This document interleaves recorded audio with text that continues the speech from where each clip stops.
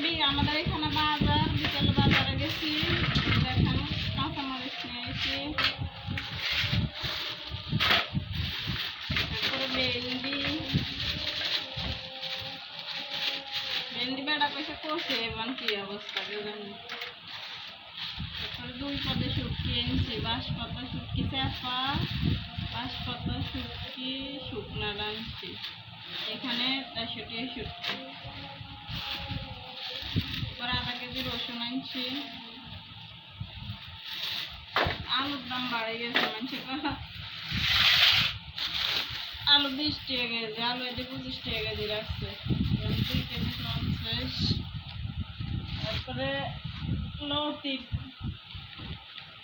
কি দাম, লতি নিচে 40 টাকা নিচে মূল্য।